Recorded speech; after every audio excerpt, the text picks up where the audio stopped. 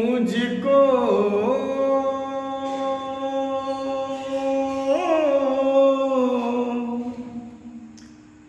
भूल न जाना,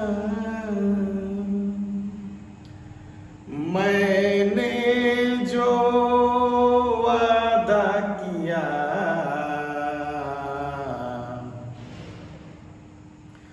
धरती जब तक रहेगी अंबर तब तक रहेगा तुझी से प्यार करूँगा। धरती जब तक रहेगी अंबर तब तक रहेगी तुझी से प्यार करूँगा। मितवा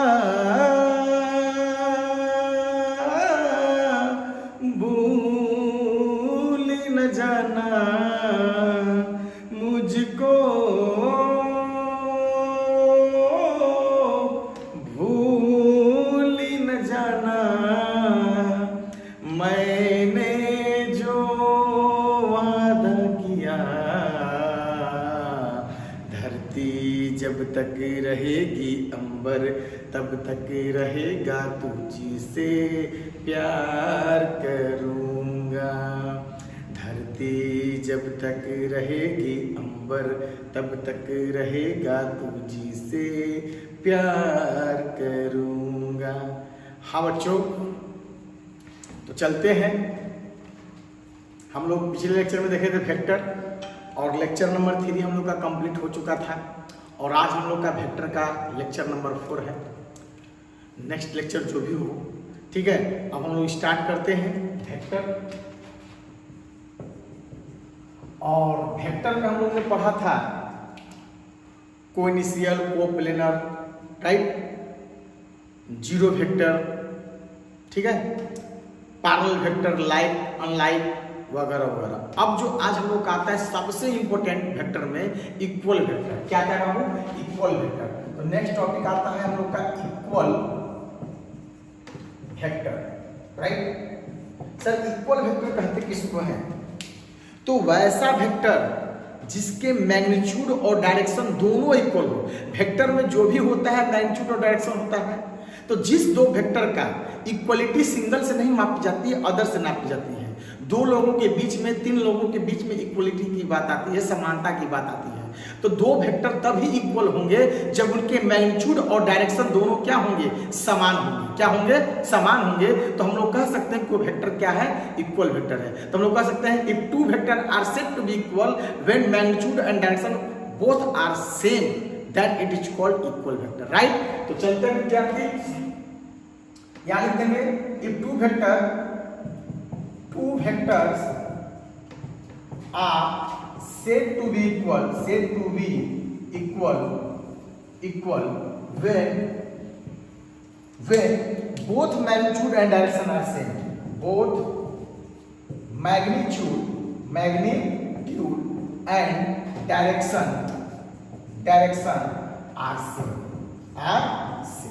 राइट विद्यार्थी, आप लोग सुन के लिखें या देख के लिखें, लेकिन लिखें जब भी पढ़ें कॉपी किताब लेकर पढ़ें, फेयर बनाएं, नोट्स बनाएं, और आपको सफलता जरूर मिलेगा, ठीक है। अब जैसे बात करते हैं सर, वेक्टर ए है, ये वेक्टर बी है, ये वेक्टर ए हो गया, एक मैंने ले लिया वेक्टर बी। तो यहां अगर बात किया है सर इसके मैग्नीट्यूड अगर हम लोग को नहीं पता है, इसके लेंथ से हम लोग मैग्नीट्यूड बता सकते हैं कि सर ये इसका लेंथ जितना होगा वही इसका लेंथ सर सेम। अगर हम बराबरी को काटते हैं तो इसका लेंथ हो गया सर इसका। देखिए अगर सर यहाँ पर ए और बी क्या है? इक्वल वेक्टर है। क्या है बाबू? इक्वल वेक्टर है। तो हम लोग कहेंगे a vector a and vector b are equal. यानी हम लोग यहाँ वेक्टर ए बराबर वेक्टर बी लिख सकते हैं। अगर सर यही वेक्टर हम लोग यहाँ ले लिए और एक वेक्टर यहाँ ले लिए, और यहाँ पर सर अगर बात किए तो मैग्नीट्यूड यहाँ है और इसका मैग्नीट्यूड यहाँ है, ठीक है। तो मैग्नीट्यूड सर वेक्टर ए है, वेक्टर बी है, और यहाँ मैंने दे दिया मॉड ए बराबर मॉड बी है, राइट, ठीक है।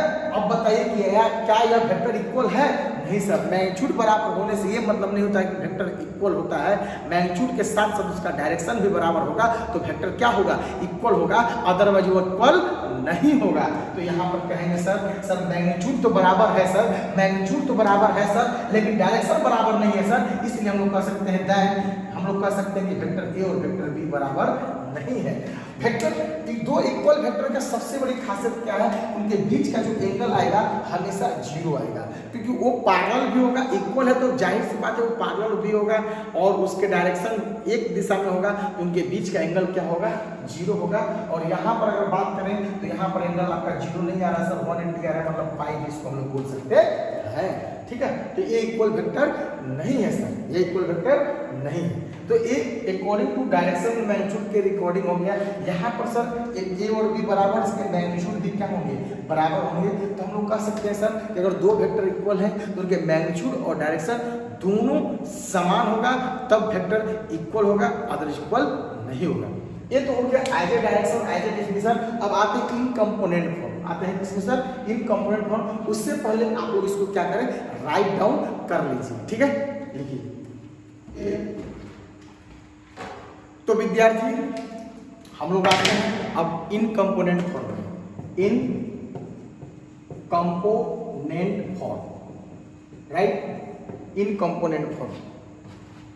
कंपोनेंट फॉर्म में सर कैसे लिखेंगे इक्वल को, तो जैसे अगर वेक्टर ए बराबर है a1 i cap plus b1 j cap plus c1 k cap, vector b equal to है a2 i cap plus b2 j cap plus c2 k cap. अगर कहेंगे कि if a and b are equal vector,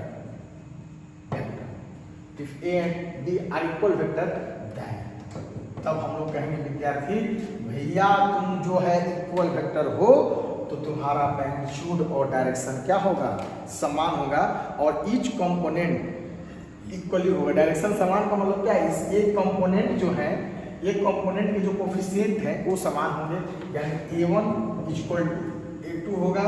ये तभी equal हो सकता है sir, a1 बराबर a2 होगा, b1 बराबर b2 होगा, c1 बराबर c2, राइट। और इसके मैग्नीट्यूड भी इक्वल होंगे सर, यानी mod a equal to mod b होगा।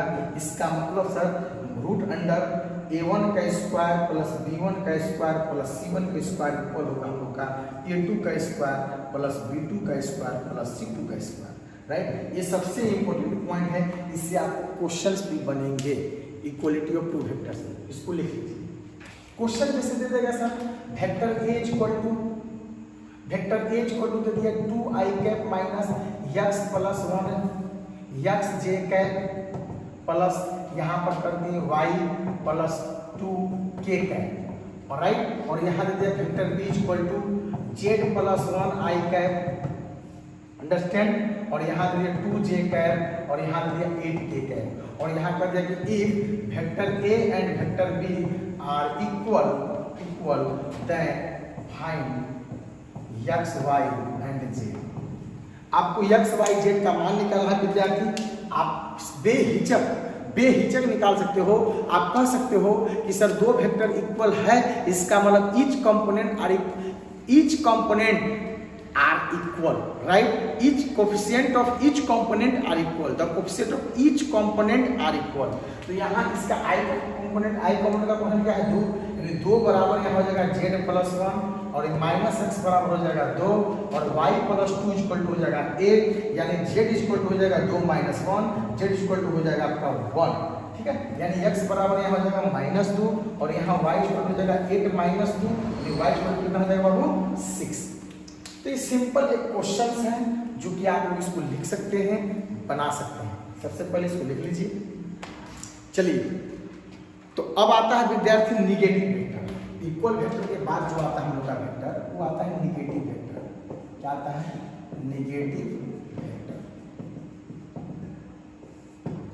देखिए निगेटिव वेक्टर क्या होता है, ए vectors whose magnitude are same and direction is opposite। यदि किसी वेक्टर का नेगेटिव लेना है या नेगेटिव वेक्टर लेना है, तो नेगेटिव वेक्टर का मैग्नीट्यूड सर सेम होता है और डायरेक्शन क्या होता है, अपोजिट है। ये vector if a vector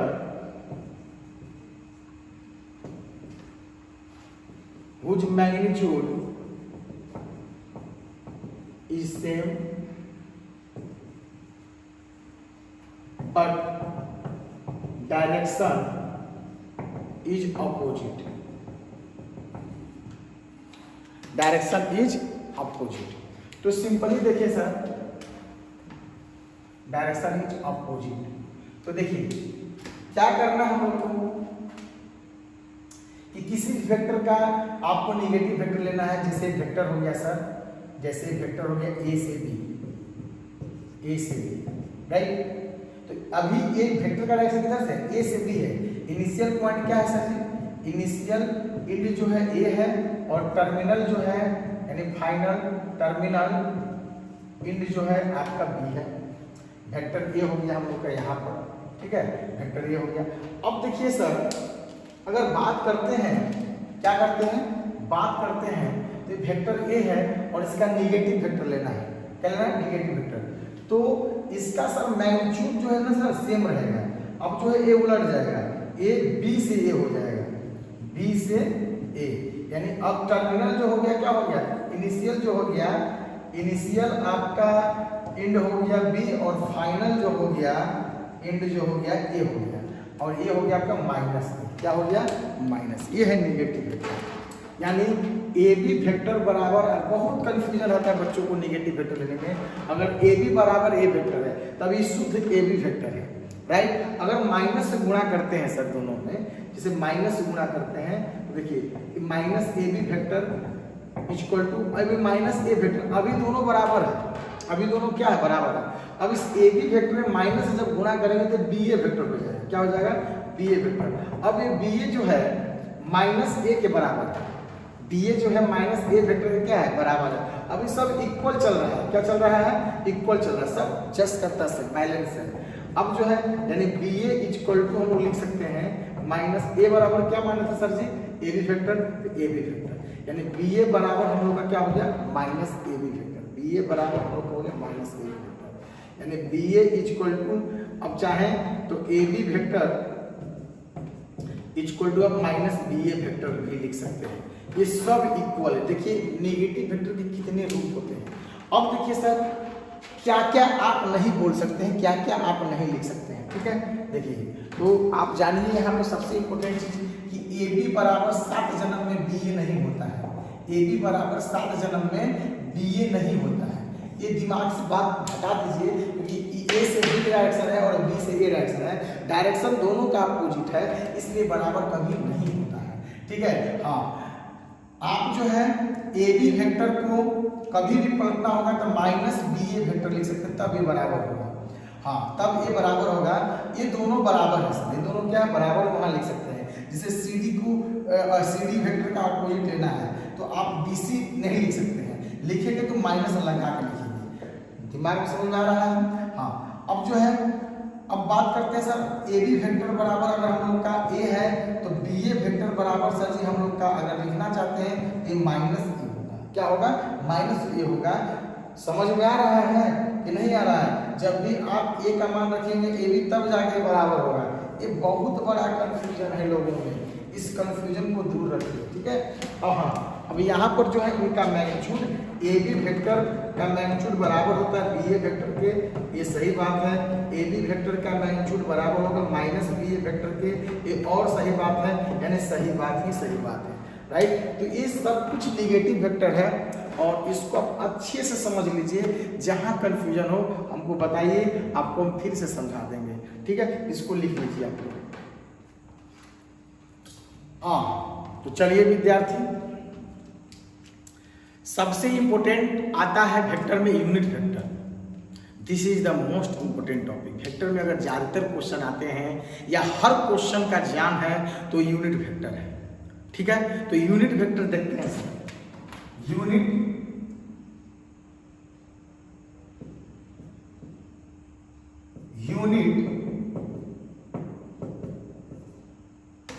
vector,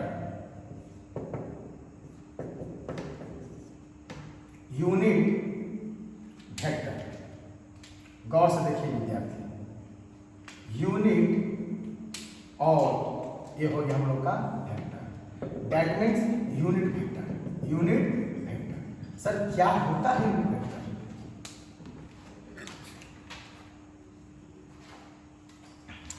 तो इसके 2-3 पॉइंट से उसको अगर आप याद कर लेंगे या समझ लेंगे तो आपका ताउम्र जिंदगी भर के लिए यूनिट वेक्टर का कंसेप्ट आपका क्लियर हो जाएगा। राइट? तो पहला कि यूनिट मतलब क्या होता है बाबू? डिजिट। यूनिट डिजिट, यूनिट मतलब 1 होता है, ठीक है। इकाई होता है, इसको हिंदी में इकाई सदिश बोलते हैं। इकाई सदिश, इकाई सदिश बोलते हैं विद्यार्थी। तो इकाई मतलब 1, यानी जिस वेक्टर का मैग्नीट्यूड 1 हो उसको हम लोग बोलते हैं यूनिट वेक्टर। क्या बोलते हैं? Unit vector.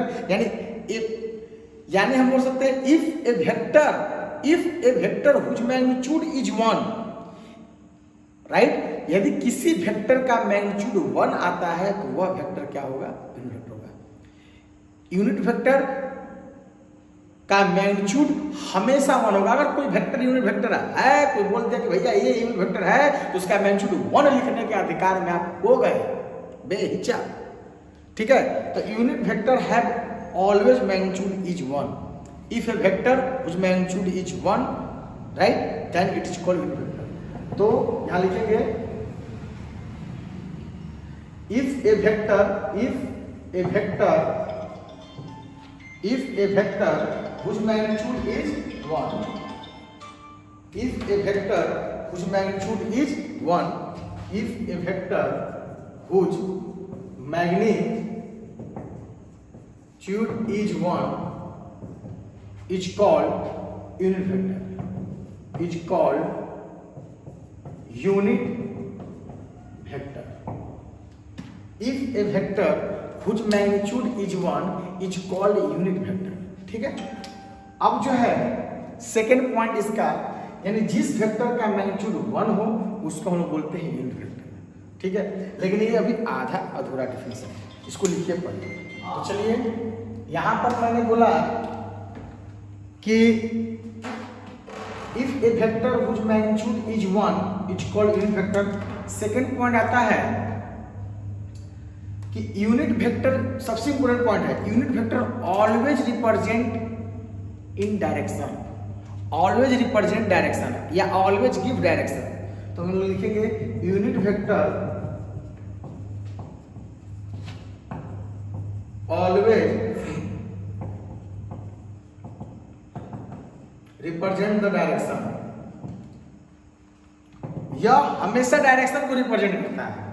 Always give direction या ऑलवेज रिप्रेजेंट डायरेक्शन, ठीक है, ये हमेशा डायरेक्शन देता है।